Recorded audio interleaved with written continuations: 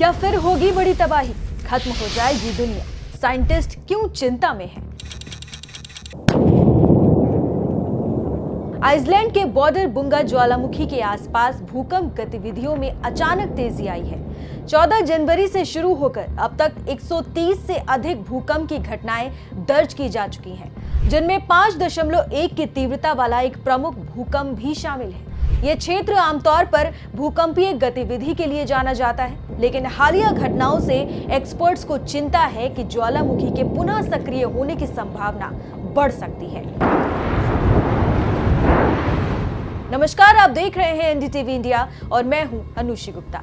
आज इस वीडियो में हम बड़े ही सरल भाषा में बात करेंगे आइसलैंड के बॉर्डर बुंगा ज्वालामुखी की। ज्वालामुखी कैसे बनता है, प्लेट टेक्टोनिक्स क्या होती है, कैल्डेरा क्या होता है। बॉर्डर बुंगा ज्वालामुखी आइसलैंड के सबसे सक्रिय और विशाल ज्वालामुखी क्षेत्रों में से एक माना जाता है।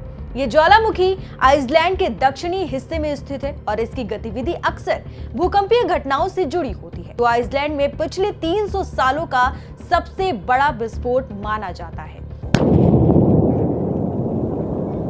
इस विस्फोट के दौरान ज्वालामुखी से भारी मात्रा में लावा और गैसें निकली थी, जिससे विशाल राख के बादल बन गए थे और पूरे क्षेत्र में भूकंपीय गतिविधियां तेज हो गई थी।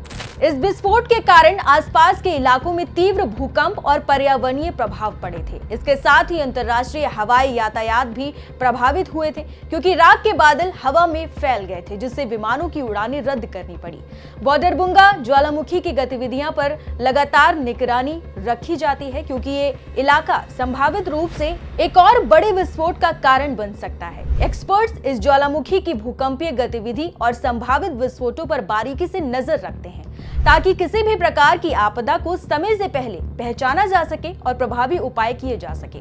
कैसे बनता है ज्वालामुखी, वो समझिए। ज्वालामुखी यानी कि वोल्केनो तब बनता है जब पृथ्वी की सतह पर पिघला हुआ लावा यानी कि मैग्मा बाहर निकलता है और उसे ठंडा होने का मौका मिलता है।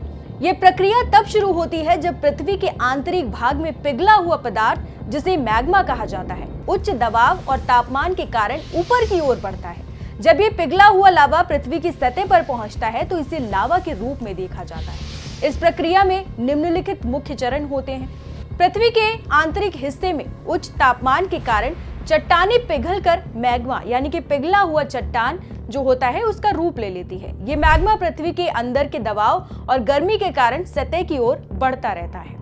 पृथ्वी की सतह पर कई टेक्टोनिक्स प्लेट्स होती हैं जो एक दूसरे के ऊपर नीचे सरकती हैं। जब ये प्लेट्स एक दूसरे से टकराती हैं या एक प्लेट दूसरी के नीचे धंसती है तो ये अधिक दबाव और गर्मी उत्पन्न करता है, जिससे चट्टानें पिघलकर मैग्मा बनती हैं। जब ये टेक्टोनिक प्लेट्स एक दूसरे से अलग होती हैं तो इसका परिणाम स्वरूप पृथ्वी के अंदर से दबाव कम होता है और मैग्मा ऊपर की ओर आ जाता है। ये प्रक्रिया तब तक जारी रहती है जब तक ये पृथ्वी की सतह पर नहीं निकल आता। जब ये पिघला हुआ मैग्मा यानी कि लावा पृथ्वी की सतह तक पहुंचता है तो वो एक ज्वालामुखी के रूप में बाहर आता है। इसके साथ ही गैसें, राख और चट्टानें भी बाहर निकलती हैं। लावा जब बाहर निकलता है तो वो ठंडा होकर ज्वालामुखी के ढांचे का निर्माण करता है। यही लावा विभिन्न स्तरों पर जमा होकर एक विशाल पहाड़ी या ढेर जैसा ज्वालामुखी बनता है। आपको बता दें कि आइसलैंड मौसम विज्ञान कार्यालय IMO द्वारा दी गई जानकारी के अनुसार बॉर्डर बुंगा ज्वालामुखी लगभग 190 किलोमीटर में फैला हुआ है और इसका केंद्रीय स्ट्रेटोवोल्केनो ज्यादातर बर्फ से ढका हुआ है। बॉर्डर बुंगा में एक बड़ा कैल्डेरा भी है जो एक ग्लेशियर से भरा हुआ है। कैल्डेरा वो गहरा गड्ढा होता है जो ज्वालामुखी के विस्फोट के बाद बनता है, जब इसके अंदर का मैग्मा यानी कि लावा बाहर निकलता है और इसमें एक गहरा अवसाद बनता है। इस क्षेत्र में असामान्य भूकंपीय गतिविधि देखी जा रही है, जो एक्सपर्ट्स के लिए चिंता का विषय है। हालांकि इसके बारे में सटीक भविष्यवाणी करना मुश्किल है, क्योंकि भूकंपीय गतिविधियां जटिल होती हैं और उनकी दिशा को सही से निर्धारित करना कठिन होता है। एक्सपर्ट्स का कहना है कि संभवतः ये गतिविधि कैल्डेरा के बाहर विस्फोट, जैसे कि 2014 की घटना या फिर ग्लेशियर के नीचे होने वाली विस्फोट गतिविधियों की ओर इशारा कर सकती है। 2014 और 15 की अगर बात करें तो बॉर्डर बुंगा ज्वालामुखी का विस्फोट बहुत बड़ा था और ये विस्फोट ग्लेशियर के नीचे स्थित एक क्षेत्र से हुआ था, जिससे बड़ी मात्रा में लावा और राख बाहर निकली थी। एक्सपर्ट्स वर्तमान में संभावित विस्फोटों की संभावनाओं पर निगरानी रख रहे हैं, जिसमें कैल्डेरा से बाहर विस्फोट या ग्लेशियर के नीचे होने वाले विस्फोट जैसी घटनाओं की संभावना है। दोनों ही परिस्थितियां पर्यावरणीय प्रभावों और भूकंपीय गतिविधियों के लिए गंभीर हो सकती हैं।